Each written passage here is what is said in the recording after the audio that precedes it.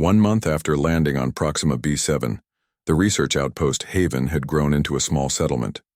Prefabricated buildings formed a neat circle around the central command hub. Scientists worked day and night studying samples and analyzing data. Dr. Samantha Wright had turned one of the larger labs into her personal workspace. Screens displayed videos of nightmares hunting, eating, and interacting with other species. She watched with intense focus as one particularly large specimen took down a creature similar to an earth deer. "Still at it?" Daniel asked as he entered the lab, carrying 2 cups of coffee. Samantha accepted a cup gratefully. "I can't stop thinking about their behavior. It doesn't make sense from an evolutionary standpoint." "The supply ship arrives tomorrow," Daniel said. "Dr. Ryan Peters is on board. He's one of the best exobiologists in the fleet. Maybe he'll see something we've missed." Olivia Martinez walked in, her translator device hanging from her belt. "I've been recording the sounds the nightmares make. They have a complex system of communication. Calls, clicks, and low-frequency rumbles our ears can barely detect. Have you noticed how those sounds change when they detect humans?" Samantha asked. Olivia nodded. "There's a specific call they make, like a warning cry. They use it only when they sense human presence." Jack Miller entered the lab, his uniform dirty from patrol. "You won't believe what just happened. I was checking the eastern perimeter when I slipped and cut my hand on some rocks." He held up his bandaged palm. "A pack of nightmares was hunting nearby. The moment my blood hit the air, they scattered like they'd seen a ghost. Left their prey behind and everything." Daniel leaned forward. "How far away were they?" "At least 300 meters, Jack replied. "No way they could see me.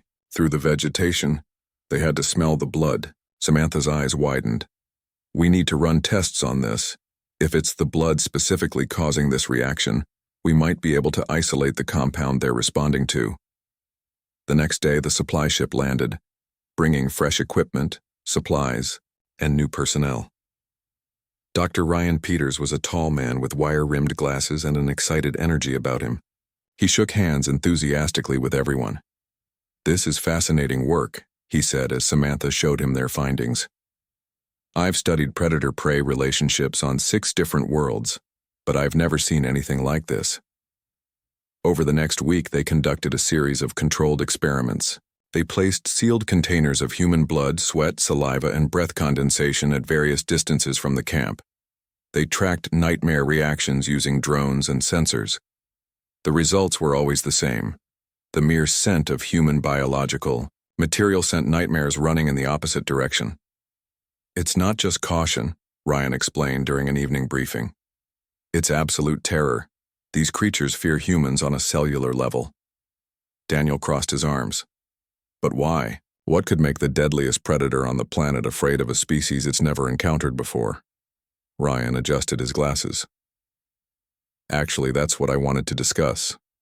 I've been comparing the genetic structure of the nightmares to our database of known life forms." He displayed a complex diagram on the main screen. "Their DNA equivalent, it's not exactly DNA like ours, contains sequences that are remarkably similar to those found in Earth creatures that have evolved specific fear responses." "What kind of fear responses?"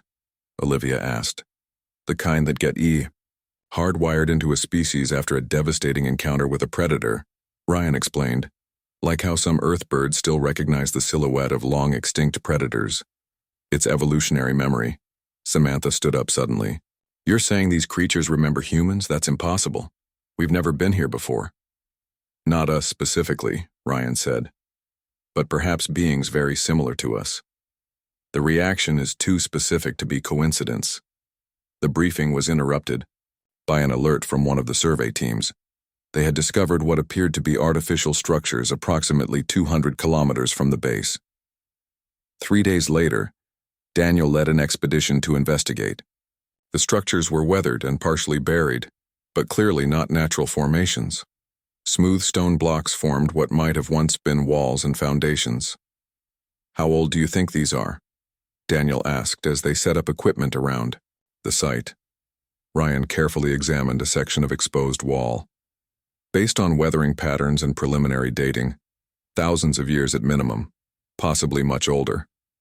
Jack called them over to what appeared to be an entrance. I found a way in. They descended into darkness, their lights revealing a long corridor. The walls were covered in markings, pictures carved into the stone. "Olivia, what do you make of these?" Daniel asked. Olivia ran her hand over the carvings. "They're pictographs, telling a story." Her light moved slowly across the images. "Look at this sequence." The carvings showed tall bipedal figures. Though crude, they were unmistakably humanoid in shape.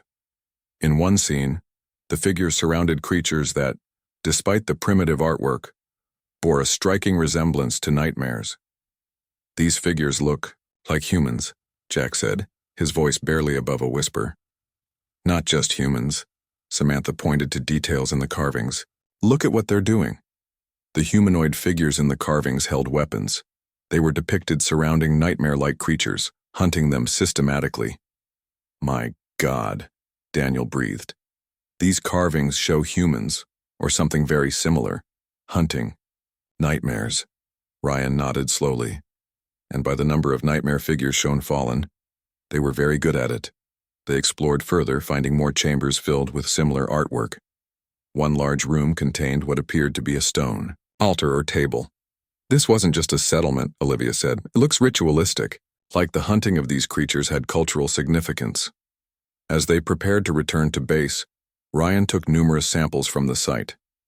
If humans or human-like beings really were here thousands of years ago, there might be genetic evidence. Back at Haven, the team shared their findings with the entire research staff. Theories flew around the room, each more incredible than the last. "Maybe ancient humans had spacefaring capabilities we don't know about," one researcher suggested. "Or maybe it wasn't humans, but convergent evolution created something very similar," another countered. Samantha quietly reviewed the data from their experiments. Whatever the case, one thing is clear. The nightmare's fear of humans isn't learned behavior. It's instinctual, hardwired into their very being. Late that night, Daniel stood outside the research outpost looking up at the stars. In the distance, sensitive microphones picked up the sounds of nightmares hunting, their efficient kills demonstrating why they dominated this world's ecology. Yet not one ventured near the human settlement. "What did we do to you?" Daniel whispered, to the darkness. "What did we do that made you fear us more than anything else in your world?" The only answer was the distant cry of a nightmare, warning others of its kind about the strange beings who had returned to a world they had visited long ago. The blue-white light of Proxima Centauri b cast long shadows across the landing site as Lieutenant Daniel Hayes stepped out of the shuttle. The air smelled sweet and earthy, reminding him of spring mornings back in Nebraska. He took a deep breath and smiled. After 6 months in space, breathing unrecycled air felt like a luxury. "Atmospheric composition is within human tolerance," he reported into his wrist communicator. "Oxygen levels slightly higher than Earth standard. It feels good." Behind him, Dr. Samantha Wright emerged from the shuttle carrying her field kit. Her eyes widened as she took in the alien landscape. Rolling hills covered in blue-green vegetation under a sky that seemed just a shade too violet to be Earth's. "It's beautiful," she whispered. "And potentially deadly," said Jack Miller as he exited the shuttle. The security officer carried his pulse rifle casually, but his eyes constantly scanned the perimeter. "Remember the orbital scans. This place has predators that would make Earths look like puppies." Olivia Martinez was the last to exit, her translator device already scanning and recording the sounds of the alien world. "I'm picking up some interesting acoustic patterns from those tree-like structures to the east. Could be communication between organisms." Daniel nodded. "We'll set up base camp here and begin preliminary surveys. Standard protocol. No one goes anywhere alone, and everyone stays within 1 kilometer of the shuttle until we've done proper threat assessment." The 4 of them worked efficiently, setting up the prefabricated habitat modules and defensive perimeter. The United Earth Space Command vessel USS Intrepid remained in orbit, a reassuring presence on their communications displays. As the alien sun began to set, casting purple and red streaks across the sky, Daniel activated the camp's sensor grid. "Let's see what comes out at night," he said. They didn't have to wait long. The first sensor alert came just 20 minutes after darkness fell. Something large was moving through the vegetation about 200 meters from camp. "Getting a visual," Jack said, manipulating the sensor controls. The main screen flickered to life, showing thermal imaging of the surrounding area. "My God," Samantha breathed. The creature moved with fluid grace despite its size. It stood nearly 3 meters tall on 6 limbs that seemed to flow rather than step. Its body was sleek and muscular, covered in what looked like scales that reflected moonlight in iridescent patterns.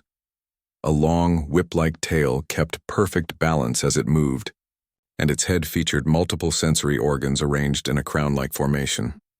"That's a nightmare if I ever saw one," Jack said, using the nickname the orbital survey team had given to the planet's apex predator. The creature paused, seeming to test the air with fluttering appendages near what they assumed was its mouth. Then, with startling precision, it changed direction, moving parallel to the camp's perimeter rather than toward it. "It's avoiding us," Daniel observed. "Strange behavior for an apex predator encountering a new species." "Maybe it's just cautious," Olivia suggested. Samantha shook her head. "Caution makes sense, but this is different. Watch." On the screen, they could now see smaller creatures moving through the underbrush, prey animals about the size of large rabbits. The nightmare shifted its approach, moving with purpose toward the prey. What happened next left them all stunned. The nightmare attacked with lightning speed, capturing 3 prey animals in rapid succession. Its hunting efficiency was terrifying. No wasted movement, no hesitation. But what was truly strange was that several of the prey animals had fled directly toward the human camp, passing within meters of the perimeter.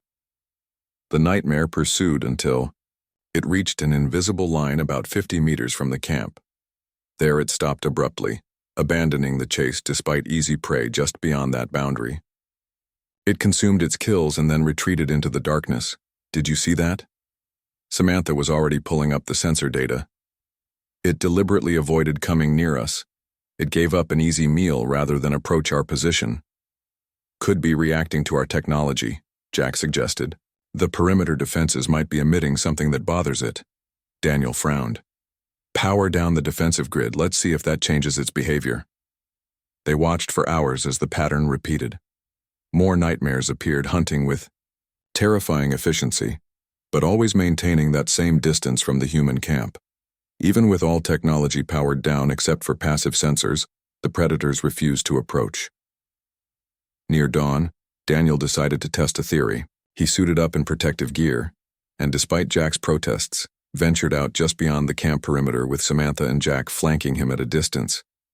They didn't have to wait long. A nightmare appeared downwind, apparently stalking something, in their vicinity. It froze when it detected them. Daniel stood perfectly still, observing. The creature's sensory crown fluttered rapidly. Then, to everyone's shock, it made a sound like a high-pitched whine and retreated, abandoning what appeared to be an active hunt. "It's afraid of us," Daniel said when they returned to camp. "Not our technology, us." "That doesn't make sense," Olivia replied.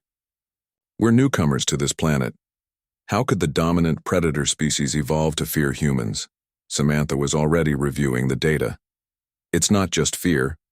The sensor readings suggest some kind of extreme aversion response, like how some Earth animals react to the scent of particular predators, but much stronger." Over the next few days, they conducted more tests. They placed human hair, skin cells, and sealed containers of blood at various distances from the camp. The results were always the same. Nightmares avoided anything with human scent as if it were deadly poison. 1 week into the mission, they established a permanent research outpost named Haven. Scientists and support personnel from the Intrepid began shuttling down to expand their research capabilities. During the construction of the permanent facility, a worker named Ben accidentally cut his hand on a piece of equipment. The blood hadn't even hit the ground when sensors detected a pack of nightmares nearly half a kilometer away, suddenly changing direction and fleeing the area at maximum speed. That evening, Daniel stood outside the nearly completed research station, looking up at the alien stars. Beside him, Samantha reviewed the latest data on her tablet. "There's no evolutionary reason for this behavior," she said. "These creatures have never encountered humans before, yet they react to us as if we're their most ancient enemy." Daniel nodded slowly. "Or their creators," he said quietly. "What if we've been here before, Sam? What if humans, or something very much like us, have been to this world in the distant past?" "That's impossible," she replied, but her voice lacked conviction. "Is it?" Daniel gestured toward the distant tree line where sensors showed a nightmare watching them from a safe distance. "That creature is the perfect predator in every way. It fears nothing on this planet, except us." "Why?" Samantha had no answer, but as they watched, the nightmare retreated silently into the darkness, as if unable to bear even the sight of humans under the alien moonlight. 3 months had passed since the first landing on Proxima B7. The research outpost had tripled in size with the arrival of more scientists, eager to study this strange world. Most fascinating to everyone was the ongoing mystery of the nightmares, and their unexplainable fear of humans. Dr. Ryan Peters worked late into the night in his lab. Holographic displays showed complex genetic structures floating in the air around him. He had been analyzing the DNA equivalent of the nightmares for weeks, comparing it with samples taken from the ancient ruins. "Still at it?" Daniel asked, entering. The lab with 2 steaming cups. Ryan gratefully accepted the drink. "I think I found something important." He pointed to one section of the floating genetic code. "See this sequence? It appears in every nightmare we've studied. It has no apparent function in their biology, yet it's perfectly preserved across the species." "What does it do?" Daniel asked. "It triggers their fear response when they detect human biochemistry," Ryan explained. "But here's the strange part. This sequence looks engineered, not evolved." Daniel nearly choked on his drink. "Engineered? You mean someone made it?" "It's too perfect, too specific," Ryan said. "Natural evolution is messy, with redundancies and vestigial components. This sequence is elegant, deliberately designed." In another part of the outpost, Olivia worked with the settlement's AI system, analyzing patterns in the behavior of all local wildlife. The computer sorted through thousands of hours of observation data. "Display species reaction patterns when encountering humans," she instructed. The screen filled with charts and graphs. What she saw made her immediately call the rest of the team. When everyone gathered in the conference room, Olivia stood before the main display. "I've been studying how all species on this planet react to human presence, not just the nightmares." She pulled up a comparison chart. "The nightmares aren't the only ones who avoid us. Every predator species on this planet shows some degree of avoidance behavior around humans. The larger and more dangerous the predator, the stronger the avoidance." "That can't be coincidence," Samantha said. "It's not," Olivia agreed. "This suggests a deliberate pattern, an engineered ecosystem designed to keep humans safe from predators." Jack leaned forward. "You're saying someone designed this entire planet's wildlife to avoid hurting humans?" "Not the entire ecosystem," Olivia clarified. "Just the predators that might pose a threat." Daniel looked thoughtful. "We need to return to those ruins. There might be more evidence there." The next day, Daniel led a larger expedition back to the ancient site. With better equipment, they were able to scan deeper into the structure. "I'm picking up a hollow space beyond this wall," one of the technicians reported. "It looks like a hidden chamber." It took them hours to carefully remove enough stone to create an opening. When they finally broke through, cool air rushed out from a space that had been sealed for millennia. Their lights revealed a large chamber filled with what could only be described as technology. Though ancient and unfamiliar in design, the purpose was clear. This had been a laboratory of some kind. "Look at this," Samantha called out. She stood before a row of large cylinders made of an unknown material. Inside each was a preserved specimen, suspended in clear fluid. "Are those—" Daniel began. "Early versions of nightmares," Ryan confirmed, examining them closely. "These specimens show evolutionary stages. They were smaller, with less developed sensory crowns." In the center of the room stood a large device.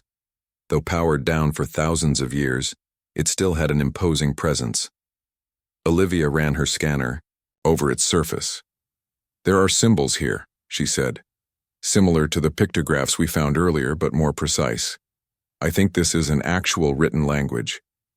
As they explored further, they discovered more preserved specimens of various species, all recognizable as earlier versions of creatures currently living on the planet. "This wasn't just a research outpost," Ryan said, excitement in his voice. "This was a genetic engineering facility. In one section of the chamber, they found something that silenced everyone. A large display panel made of an unknown crystal-like material was set into the wall. Though dark for millennia, when Daniel accidentally touched it, it glowed softly. Symbols appeared on its surface, flowing characters in an unknown language. Olivia immediately began recording them with her device. "Can your translator make anything of this?" Daniel asked. Olivia shook her head. "It will take time. This language has no reference point in our database." They spent days at the site, documenting everything and taking samples. The more they discovered, the more incredible the implications became. Back at Haven, Ryan worked with the lab team to analyze the preserved specimens. The results confirmed his theory. The nightmares and other predator species had been deliberately modified. "Look at this brain structure," he explained during a briefing. "These neural pathways serve no purpose except to detect human biochemistry and trigger extreme fear responses. It's like an off switch that only humans can activate." Olivia had made progress with the unknown language. "I've been able to decode portions of the text. It's fragmented, but the meaning is becoming clear." Displayed her translations on the main screen.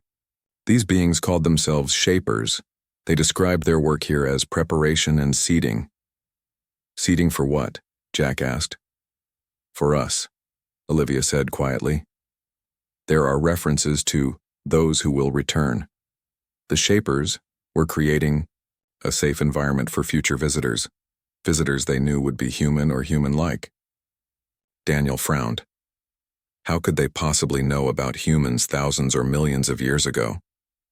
Ryan had been unusually quiet. Now he stood up and displayed his own findings. "I compared DNA from the human tissue samples we brought to the ruins with genetic material we found at the site." The room fell silent as everyone processed what they were seeing on the screen. "The similarity is too great to be coincidence," Ryan said. "These Shapers weren't just similar to humans. They were human, or at least our direct ancestors." "That's impossible," Samantha whispered. "Humans evolved on Earth." "Did we?" Ryan asked. "Or is that just what we've always believed? What if humanity's origins are far more complex than we ever imagined?" As night fell over Haven, Daniel stood outside, looking at the stars. Somewhere in the distance, a nightmare called out a warning to its kind. "Stay away from the returned ones." "Who were we?" Daniel whispered to the night sky.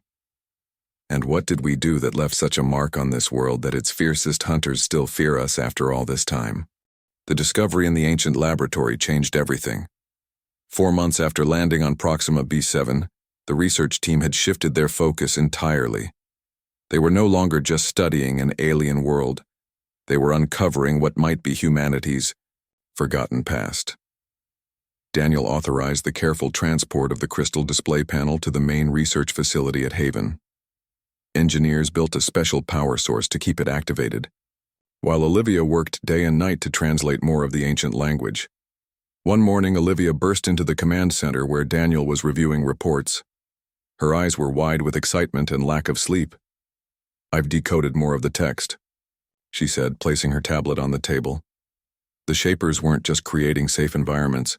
They were conducting experiments across multiple star systems. Daniel looked at the translation. "Multiple systems? They had interstellar travel?"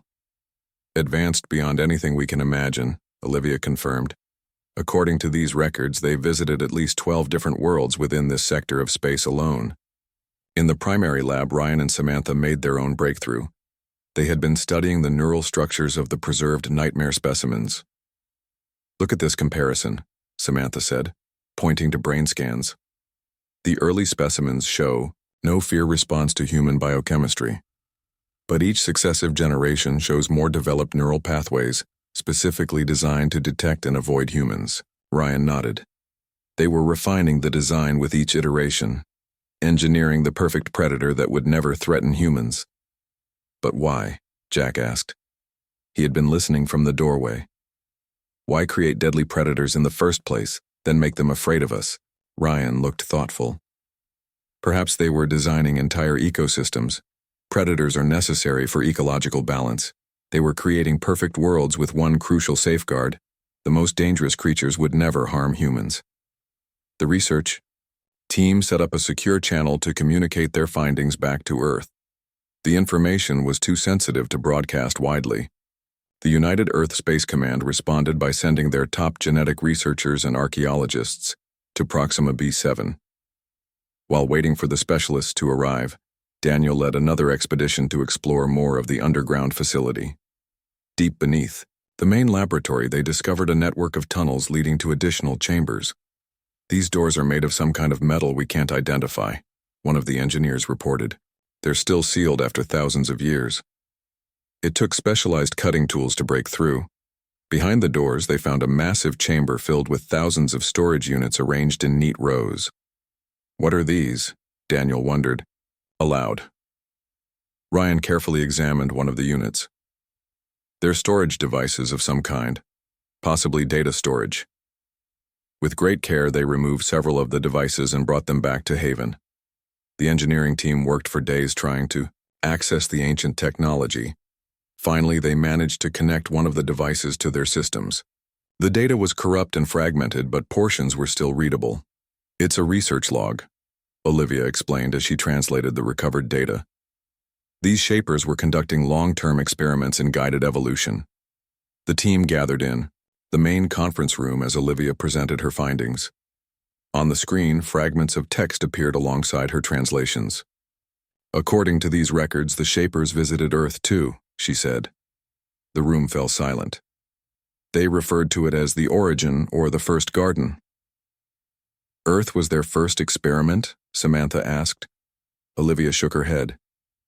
No, Earth was where they came from originally. They left Earth when it became uninhabitable due to some catastrophe. They took samples of Earth life with them and spread out among the stars. Ryan stood up and walked to the display. Are you saying these shapers were humans who left Earth in the ancient past, before recorded history? Not exactly humans as we know ourselves today, Olivia clarified. But yes, our direct ancestors. The records suggest they were forced to leave Earth during some kind of extinction event. They used their advanced technology to seed other worlds with life. Daniel looked troubled. But that would mean human history as we know it is wrong. We've always believed we evolved on Earth naturally. We did evolve on Earth, Ryan said. But what if some humans left before the rest? What if a small group achieved incredible technological advancement and departed, while those left behind had to start over after whatever catastrophe drove the others away? The implications were staggering. If true, it meant that the human race had achieved interstellar travel once before, only to lose that knowledge and have to rediscover it millennia later. As they continued to explore the ancient facility and decode more data, they found evidence of genetic manipulation that went beyond creating predators that avoided humans. Look at this, Samantha said one day. She displayed a genetic comparison between the nightmares and humans. There are complementary markers in both genomes. It's like they designed these creatures specifically to respond to human biochemistry. Perfect key and lock, Ryan agreed. The human scent molecules are exactly shaped to trigger these receptor sites in the nightmare's brain. In another chamber of the underground complex, they found what appeared to be stasis pods. Most had failed over the millennia, but one still contained preserved organic material. Ryan carefully collected samples and brought them back to the lab for analysis. When the results came in, he called an emergency meeting. I've compared the DNA from the stasis pod with our own, he said, his voice shaking slightly. The match is approximately 99.7%. That's impossible, Jack whispered. That would make them human, Ryan finished. By our own definition, the genetic differences are no more substantial than those between modern human populations. Daniel looked at the data in silence. Finally, he spoke. So we're not discovering alien technology. We're rediscovering our own past, our own lost civilization. Olivia had been quiet, reviewing more translations. There's something else, she said. The records mention a great seeding. They didn't just create safe worlds for themselves. They were deliberately engineering ecosystems across multiple planets that would eventually be safe for human habitation. Why? Samantha asked. Why go to all that trouble? Because they knew they were dying out, Olivia said softly. The texts speak of declining numbers, failed colonies. They knew their civilization was ending, but they wanted to ensure that humanity would have a future among the stars. Daniel stared at the ancient data storage device. They were preparing for our return, he said. They created worlds where the most dangerous predators would never touch a human, ensuring that when we finally returned to the stars, we would find homes waiting for us. As night fell over Haven, the truth they had uncovered felt both wondrous and heavy. They weren't just explorers discovering a new world. They were inheritors returning to claim a legacy left by their own ancestors, forgotten by time but remembered in the very DNA of the creatures that feared them. 6 months after their initial landing on Proxima B7, the research outpost had become the most important scientific site in human history. The discoveries made there had shaken the foundations of what humanity believed about its own past. Daniel stood before the large window in the command center, watching the sunset paint the alien landscape in purple and gold. Behind him, the room buzzed with activity as scientists and researchers analyzed the wealth of data they had uncovered. Lieutenant Hayes, a communications officer, called out, "Urgent message from UESC Command." Daniel walked to the main console. The face of Admiral Lisa Carter appeared on screen, her expression serious. "Lieutenant, I've reviewed all your reports," she said. "What you've discovered is extraordinary. But there's something you should know." The Admiral paused, seeming to choose her words carefully. "You're not alone in your discoveries. We've received reports from 12 other exploration teams on different worlds. All of them describe the same phenomenon, apex predators that avoid human contact."